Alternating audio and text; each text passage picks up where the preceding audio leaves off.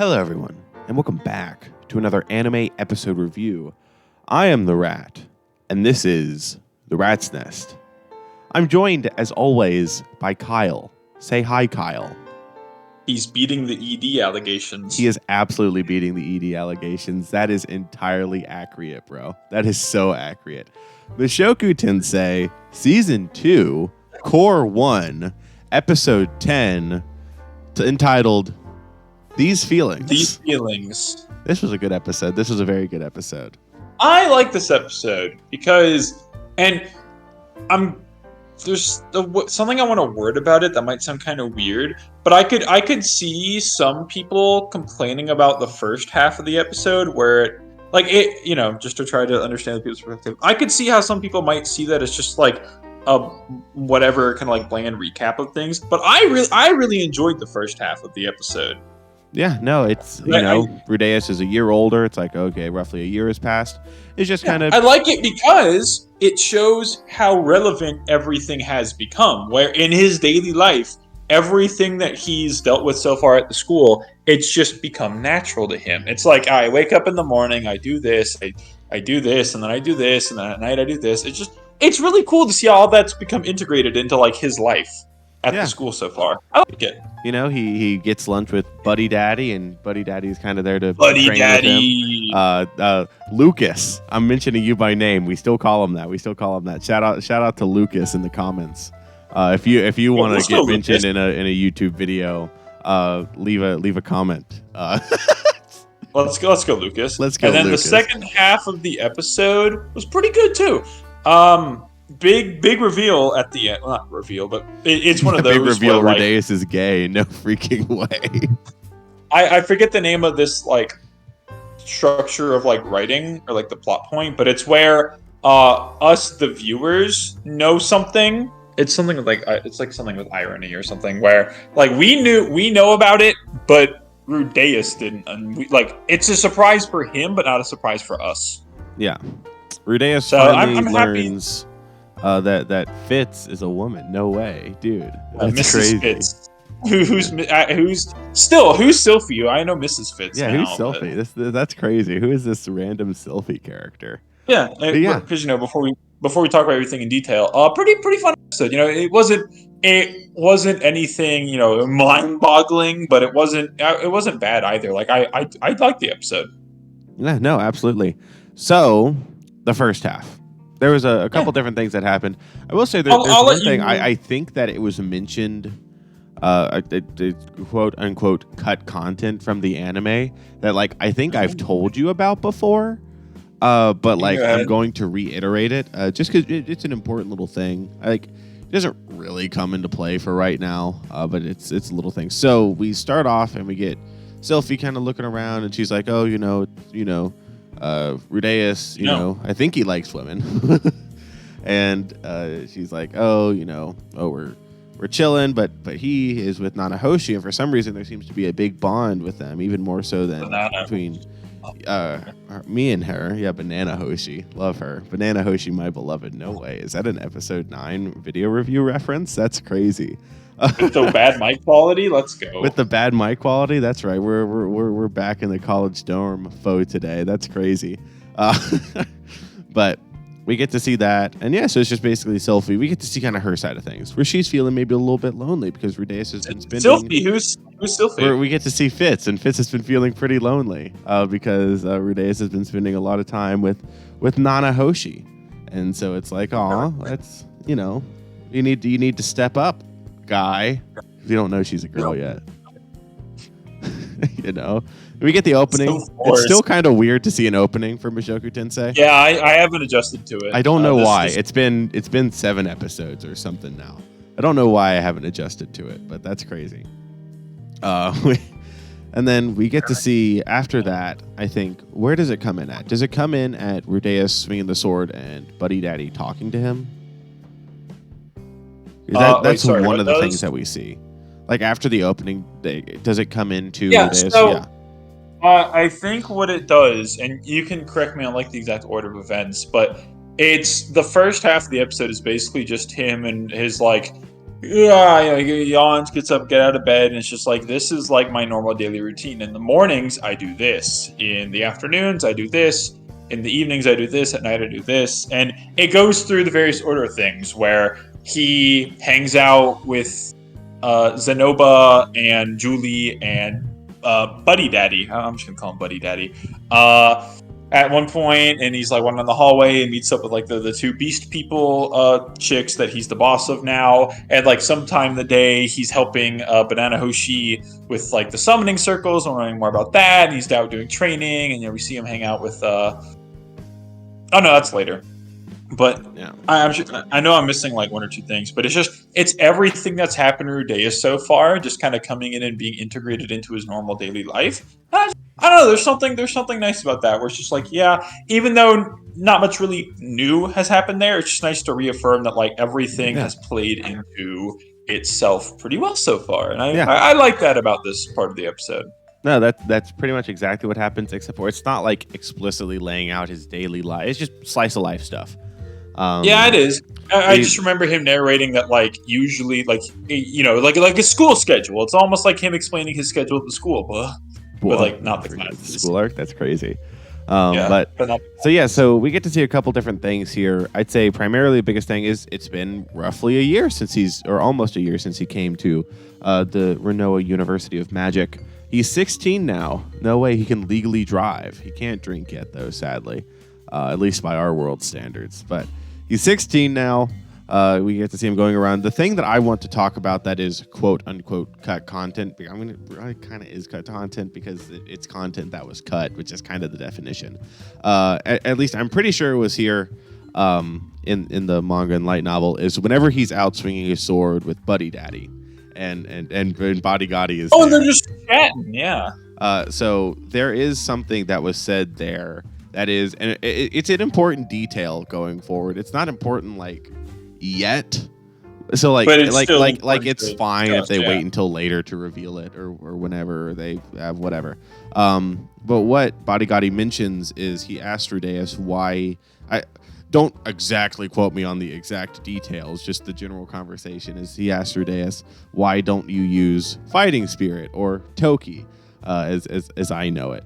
Or Battle Aura, I think is the official English translation, which is odd. Mushoku Tensei light novel reviews on the Rat's Nest Saturday. This next Saturday, volume 15. If you know, you know. Shameless plug. Shameless plug. Check out volume 14. Shameless plug. Like, volume 15 next Saturday. Shameless plug. Yeah, subscribe to the Rat's Nest. Like, subscribe, and subscribe. So what Toki is it is. You use mana basically to like cover your body, and it helps with defense, and it helps with like enhancing your abilities. It makes you like faster and stronger. No, dude, it's Toki, okay? It's Toki. Dude, it's Battle Aura, bro. It's my gamer smell, bro. It's my gamer aura. Ew, I don't want to imagine that. Ew, that's grody. But basically, it's just something that, like, especially like swordsmen, right? Like they'll use that. They'll cloak themselves in Toki, and that makes them physically stronger. Toki. Like that's part of the reason why Body Gotti is so strong and why like weak attacks can't hurt him is because his Toki is so strong. So yeah, it's a part of Mushoku Tensei and the power systems and all that. And this is, maybe Rougier talked about it in with the exploration kind of intro thing there. I can't remember exactly if this was the first time it was brought up, but here, Rudeus is like, oh, I don't know why I don't use it. And he tries, and we learn that Rudeus cannot wear it. And that's very strange. And Body Gotti is even like out for it, you know? Some people just can't use Toki. I mean Toki, sorry. Body Gotti's like, that's strange because he's only known one other person that hasn't been able to use it. And that was the demon god Laplace. Oh, he said Laplace wasn't able to use. He said. And where does Laplace rank in like the tops of the verse? He is okay. That is, you have no idea how complicated that question really is, Kyle. You have no clue how complicated that is. Laplace really at least top 10? Yes or no? Give me top 20. I mean, he's the demon god, right? Yes, he is. Laplace is the demon god. How's the demon god not even ranking like the top 20 of the verse? No. He absolutely. It's you, like Kyle. Like you have no idea how complicated the question of where does Laplace rank power scaling wise is. You have that is so difficult, and like Can you throw me an arbitrary number with no backing whatsoever? 4. Because the demon god Laplace is currently 4th on the roast 7 great him powers. if he's wrong in the comments, by the way. No, that objectively, demon god Laplace is the number 4 on the 7 great powers tier list. Okay, that's all. That was what I was asking. Sorry, I should have worded that better, but I was like in the verse. Then there's okay. I wish I could tell you why that's such a complicated question, but I can't. I'll figure it out later. Yes, but. Sure. Basically, yeah. So he's like, bodyguard is like, yeah, don't worry about not being able to use Toki. He said Laplace couldn't use Toki, and he was still an absolute beast. And he's fine. And as Laplace was also mentioned with Rudeus in terms of mana capacity, where bodyguard was like, you have mana capacity extremely similar to Laplace, who was able to operate like that, and so that kind of thing. I don't know if it was here that the analogy I really like was used or not. I don't know if it was even in the show that this analogy was, or if I saw someone comment on it.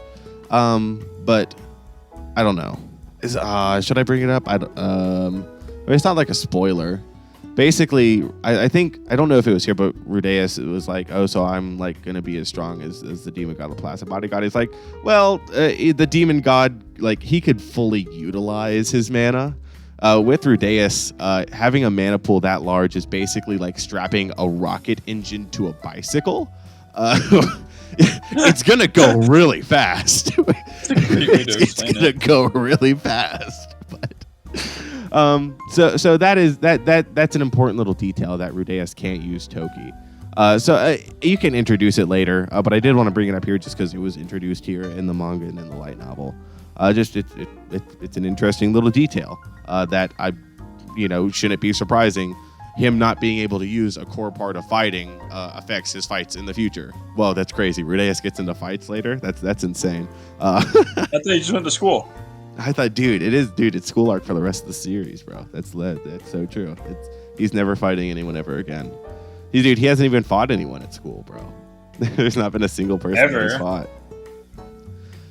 But yeah, so we get to see that. We get to see Bodyguardy again whenever we see him, Rudeus, eating lunch with Zenoba and Julie. It's like, oh, that's cool. He comes in and, he hands him a drink. It's just a fun little thing. A reused animation because Studio Bind is frauds, as Kyle so lovingly pointed out during the episode. As the bit aside, I was joking because they just showed Buddy Daddy, like, sipping his drink and then going like twice, and they had, like, the same frame. Yeah. No, it was. I was like, no freaking way. But we get to see that. We get to see Rudeus hanging out with Nanahoshi and studying summoning magic.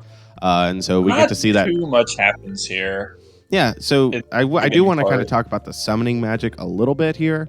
Because we get to see that Nanahoshi has been studying this and is kind of like reverse engineered some circle and is basically trying to brute force it. Her ultimate goal being to figure out how to summon a person. So using that knowledge, she can hopefully find a way to send a person back. Because if you have a summoning spell, you could have like a reversal spell. Yeah, and so she's trying to understand the why summoning magic works, how to summon a person, why did it cause a mana calamity in order to avoid that again. And she's using that by brute forcing and having Rudeus pour mana into the magic circles because she doesn't have any mana. So he's testing all of her designs for her. And I like their little dynamic. It's fun. I'm a big Banana Hoshi fan. Check out my Mushoku Tensei Volume 14 review on the Rat's Nest this past Saturday. That's crazy. So it's just kind of slow life, basically. That was the first part of the episode. Yeah. The second part was very fun, where we see Soldat, the dude himself, invite Rudeus to, because it's a year has gone by. He's 16 now, Rudeus is, and so he gets invited to like just a hangout, like a gathering with Soldat, and so he brings Ellen Elise and Cliff with him, and they both go. And so it's just they're just hanging out, they're having some fun banter, and it was just so nice seeing them for as little like for as small as the scene was. It was just so nice seeing Soldat and Rudeus talk like how kind of like how normal guys would have. They're just like shitting on each other, but then they just like give a nice little fist bump at the end where it's like going to carry my bags, and he's like, I wouldn't carry your bags or something, or it was a conversation like that. It was wholesome to see that. And then they're talking afterward, and Ellen Lee's like, I'm gonna take Cliff adventuring. Rudeus like, you should be careful. And then they're like, well, to be fair, Rudeus, you fight like god, like you're fighting like gods and these like really strong guys. Your sense of what we should and shouldn't do is a little out of whack. Yeah, like I don't think Cliff would. I think what she said was like Cliff's not going to challenge a demon king and a dragon. No, it's so weird. Remember, like my initial thoughts, and like I thought Rudeus and Cliff were gonna have like a bitter rivalry. That shit just went down the toilet real quick, and I'm okay with it. I like the direction this went. No, absolutely. It was funny you predicting all that and me knowing this. I was just like, well, I hope he's not disappointed. No, obviously not. Like just. Yeah, all right. Future reference for everyone here. Just because if you try to make a prediction about something and it's wrong, don't be mad because it's wrong. Be mad because you're stupid. You couldn't predict it right. That's so true. That's so true, dude. I predict that Baki is going to kiss Yujiro on the mouth in Yujiro versus Baki, and if he doesn't, I'm dropping the show. Okay. So. Yes, great to see Soldat again. I love Soldat. He's a great guy. And then we get into the final parts of the episode because Rudeus is there and he's going back to the school. And he's walking. He sees Luke and Fitz just out and about when he's out. Way. That goes crazy. Yeah, so he goes up to him and he's like, "Oh, hey Fitz, what's poppin'?" Fitz isn't talking to him. No, he's getting the cold shoulder. That sucks. And Luke's like, "Oh, hi. What brings you here?" He's like, "Are you okay?" That was a fake cough. I'm glad that I sold it. Well, just making sure. Anyway. Well, yeah. So basically, Fitz is giving Rudeus the cold shoulder here. That's kind of crazy. And Luke's like, "Well, if you have no business, you can go." It's like Fitz isn't allowed to talk when he's guarding the princess. Rudeus is like, oh, okay. And he leaves, and he's like, they're totally on a date. And he starts crying, and he starts out openly weeping. And by that, I mean he doesn't cry. And he's not openly weeping. And he's not openly weeping. But he's like, dang, he's like, it's sad. Getting rejected by, like, Fitz, like, hurts. And he's like, that's kind of crazy. And he's just kind of thinking about it. And he's like, goes back to campus, and he's like, well, that sucked. He's like, well, nothing to get my mind off of it like a book. And he goes to the library. Who else does he see there but Fitz? How did Fitz get there before him? That's crazy. And he's like, and Fitz is like, oh, hi, Rudeus. Talks to him. And Rudeus is like, you. Why'd you ignore me? You blew me off. You blew me. No freaking way. I was thinking of a joke. No. That's season 2 core 2 material. That's season 2 core 2 material. Now, the thing is, after the shit you pull with the ED joke for over a year, I can't tell if that's real or not. That's exactly what I want. That is exactly what I want. Say anything. I can't getting away with this. But basically, Fitz is like, oh, I can't talk. Basically gives the exact same answer as Luke. Gives like a bullshit answer about how like I was guarding the princess, and he's like, well, you were nowhere near the princess, and Fitz is like, oh, I was just I was still on duty, but like other people there to protect her. Yeah. So Rudeus is like, oh, I can put 2 to 2 together. That was probably Ariel impersonating Fitz. Which yes, that's exactly what I thought. Yes, that's exactly what happened. So it's explained in more detail in the light novels. More detail in the that's just how it works, right? Part of the reason why Ariel has, I think it's a ring that makes her take the appearance of Fitz, but it doesn't change her voice. Doesn't change her voice. That's why Fitz never talks. Yeah. So when Ariel wants to like go out on the town, right, without the pressure of being, the princess of the largest nation in the world, she can just go as Fitz, and it's fine, and it's good, and we're chilling. Yeah, and that's not the only thing Rudeus learns in regards to Fitz this episode. Yes. So after this interaction, Rudeus. We get like a sub arc. We get a sub arc of Rudeus. We get the Rudeus gay arc. It's finally here. The Rudeus gay arc has finally arrived. And That's for all of 5 minutes, but it's here. If even 5 minutes. Yeah, Rudeus not comes to term with the fact that he is in love with a man. He's like, I see him and I love the way he smiles, and I love the way he itches his ear, and I love the way that he stretches after he works, and I love the way that he touches me, and I love the way that he kisses me. And he's like, dang, I think I'm in love with a man. It's like, no freaking way. The Rudeus gay arc. He's finally here. And then that doesn't last very long at all. That doesn't last very long. Because then Rudeus is in the library, and he's like, dang, this sucks. I can't even jack off. And then Fitz comes up behind him and is like, oh, sorry, I didn't catch that. What'd you just say? And Rudeus is like, what? And he like falls off of his chair. Literally falls over like a clown. Fitz is like, uh-oh, grabs onto him. They fall, where Fitz is on top of him. And Rudeus realizes, I don't have to be gay. There was never an issue to begin with. Because Fitz is a woman. I'm shocked, personally. I had no clue. Shut up. I'm shocked. Absolutely dumbfounded. Utterly guffawed by this. Him, the light novel reader. Never saw it coming. Yeah, dude. Look. I never saw it coming at all. But then Rudeus is like, yo, you are a woman. If it's like, but no, I'm a boy. Runs off. And Rudeus is like, that's not the only thing. He's like, no freaking way. Rudeus got a boner. And then he's like, for like half a second. Oh, man, God. Oh, thank you, man, God, for allowing me to fix this. And then he's like, wait a minute. And he starts almost jerking off in the middle of the public library. Where he's in the middle of like grabbing it, just like shaking it around. He's like, I guess it's too good to be true. It at least shows I'm not completely impotent. That's so true. That's so accurate, bro. Yeah, so it was so funny just to watch him like grab his crotch and just like shake it. I'm like, you're not. It's like, no freaking way, bro. Rudeus masturbation arc? That goes crazy. That's so crazy. Or 2 material. That's true. That's so true. But yeah, so Hitogami led him here. It's like, if you study the Mana Calamity, you'll find a cure for your ED. And studying the Mana Calamity led him to Fitz. That's crazy. Mm-hmm. That's absolutely okay. crazy. Okay, you want my honest input on that? Yeah. I think that's like that's a red flag. I think it's like one of those, where like it's okay, you go here, you do this thing, you're gonna get like a premonition. That's, I think, wrong at first. That's what I think. I think that's not actually what the cure of it's going to be. I think that's what he's going to mislead himself into thinking that. That's what I think. But I think the true cure is yet to come, if you will. I'd like you to elaborate on that, if at all possible.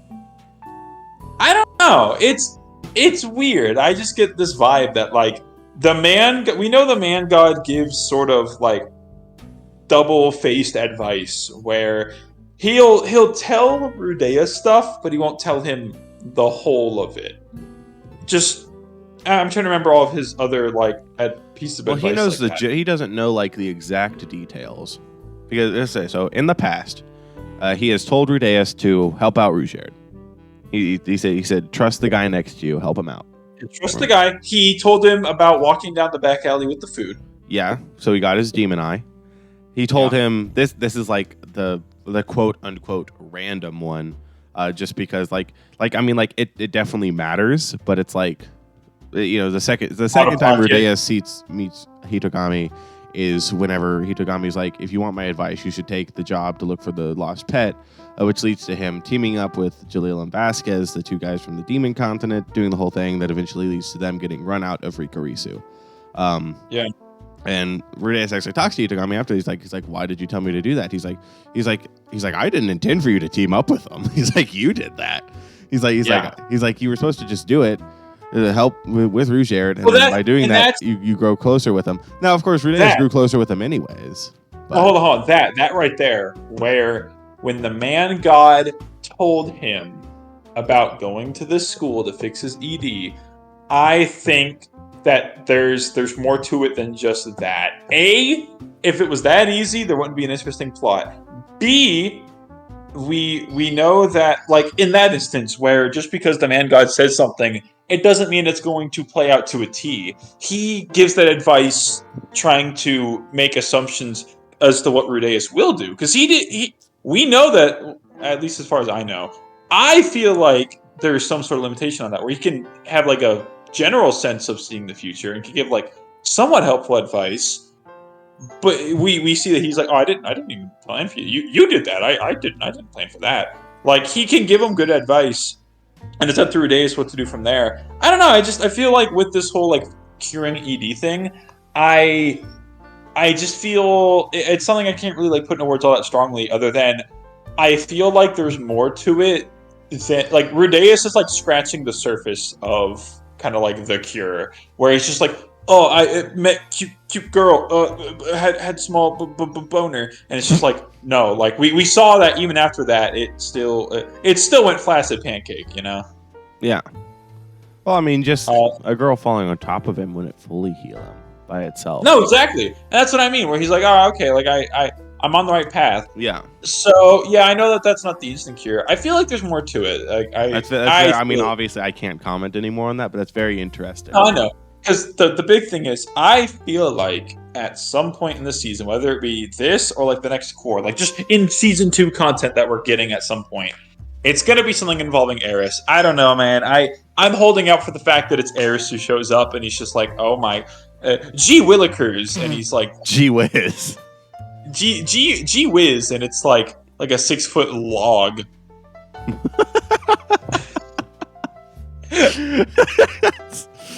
A 6-foot log, bro. Dude, Rudeus wishes. Oh my gosh. But yeah, so that's basically the episode. All that talk. This was a really good one. I thoroughly enjoyed it. It was enjoyable. No, like you said, it's really nice to see kind of like, quote unquote, all of school art come together. You know, we get to see Lydia and Persena, and we get to see Body Gotti, and we get to see Zenoba and Julie, and we get to see Cliff and Ellen Elise, and we get to see Nanahoshi, and we get to see Fitz. There's a little bit of everything. We mentioned this earlier. You and I have been watching Baki, and unlike Baki, or parts of it, I like it when episodes happen with like kind of like weird, random, and or quirky moments that actually matter. You know, it can be not directly related to anything when it first happens, but I like it when things actually come back and play a part, you know, and like building blocks to something bigger, like, you know, steps. Like, I never would have expected the episode where he kidnaps the Beast Girls to be more than just a goofy one-off. I never would have expected that to lead to Buddy Daddy showing up. I didn't expect that he'd get like a slave for Zenoba. There's a lot that I didn't expect. I didn't expect Cliff and Ellen Lee. I thought something was going to go wrong there. Yeah. And so just having all these like one-off, not in a mean way, but like all these one-off episodes, they have their own like isolated plots that all come back, and it makes Rudeus' life feel more fleshed out. And it shows that he's doing okay in life. To some, you know, he still has definitely. Volumes 8 and 9 are like a quote unquote collection of short stories, which is that's great. I kind of like the vibe that we're getting here. Just advice for people watching. If you do write, don't write stuff that just doesn't matter. Watch Baki to understand what I mean by that. Watch Baki to understand what I mean. Like. Nothing we've seen so far has made me wonder, like, oh, why is this happening? Or like, what's the point of this? It's for, you know, some things have been more important than others. You know, like the Banana Hoshi episode being like really important, just to like him being the boss of these like Beast Girls. It all plays its part, and I like where it's all building up to, and I like all the payoff so far. And I am very excited to see where the series goes from here with everything that's been established so far.